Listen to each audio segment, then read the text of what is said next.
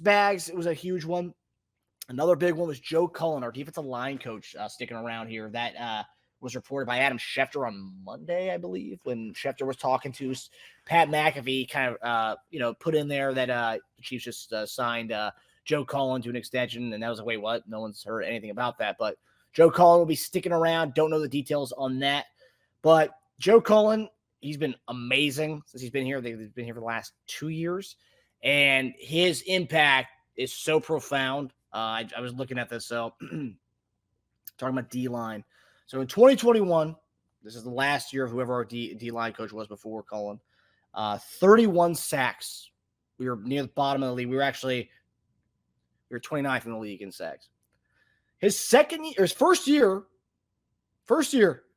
second in the league in sacks, 55. So that is a 31 to 55, so 24 sack increase in his first year there.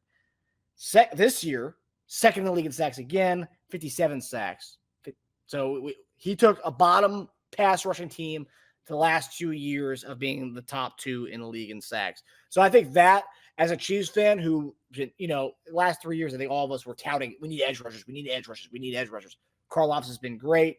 But just even the other guys, Mike Dana, the other guys have stepped up. Malik Cameron, we're picking up guys off the street, and they're coming in and dominating. And I don't say dominate, but, being serviceable guys. Carlos Dunlap, awesome.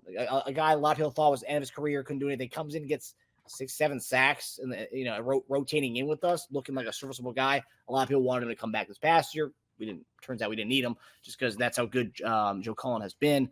Cullen has been greatly embraced by everybody. Chris Jones loves him. During the holdout this past offseason, Cullen was saying he was talking to Chris Jones every day on the phone during the training camp. So, he's got a good rapport with these guys. And I think to talk about good offseason moves, and I think, if I remember correctly, there was rumors that Cullen was actually getting looked at to go to Michigan to be a DC. So inking him in to this job at this continue to be our DL coach, D-line coach, I think it's a great, huge move, especially when you got Steve Wilkes being fired on the other end, because who knows who they're going to interview for that DC job. So inking in both our guys to be our DCs, pretty good. And also, too, that's interesting. We're moving towards an offensive league, but of the 8 coaching vacancies this offseason, 5 of them were defensive coaches. Defensive coaches teams still want defensive coaches as their head coaches. So everyone's trying to fight Mahomes. That's why. Pretty much, yeah. So what are your thoughts on the Joe Cullen and also how quiet that was? How a quiet move, but we just do it right the day after the Super Bowl. Boom, check. Yeah. Again, priority straight. You locked up 2 really important coordinators on our team. It goes back to what I said about continuity and coaching being overlooked, especially coaches outside the head coach, DC, OC. But you made a great example with the Niners. They held us in check for a good amount of that game. 6 or 7 drives were 3 and outs for us. We had 2 drives of negative yardage output. And they fired their DC after all that. So the game is extremely fragile. All these guys' jobs are extremely fragile. It's actually scary. You never know what's going to happen from game to game, season to season. Cullen was being looked at by other franchises, obviously. So after the last 2 years of development for this defense, it says so much to both those guys. The DL was amazing this season, whether it was Chris Jones or grooming the next DT with him. That's going to be so important, right? Replacing Omenahu for a good chunk of next season is going to be important. Karlaftis taking the next step in his development, taking that extra step to be like the 13 to 15 sack guy, the dominant presence, right? FAU making strides toward becoming at least a viable key contributor for our team. If not like in his full-time starter, that would be the best case scenario, right?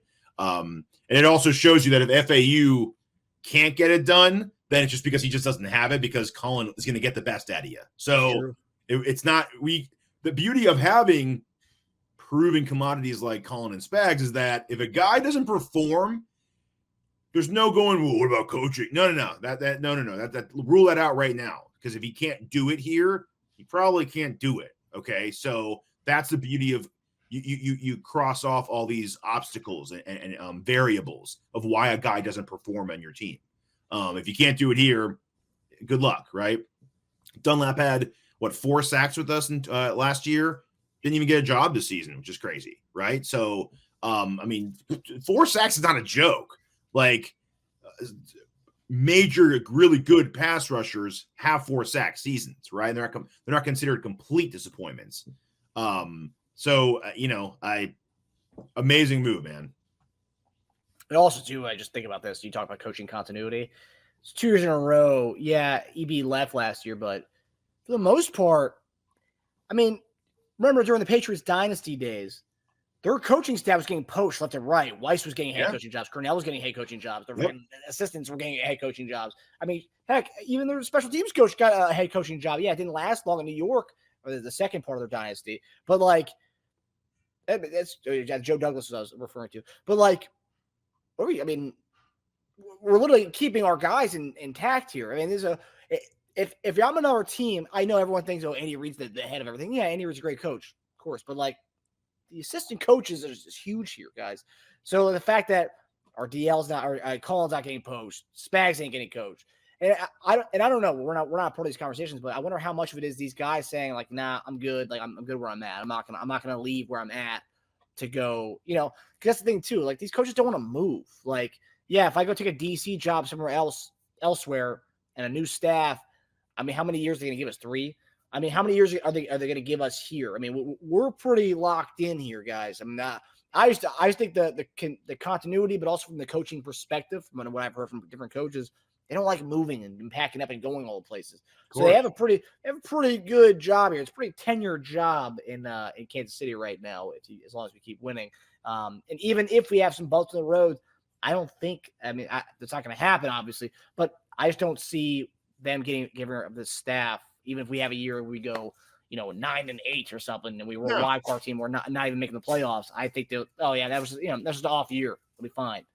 This staff ain't going anywhere. So if you do want to hurt the Chiefs, try to poach our guys to be your head coach or something. That's the only way that it can happen. I think. Our biggest loss is what, Tillis this season so far? Yeah.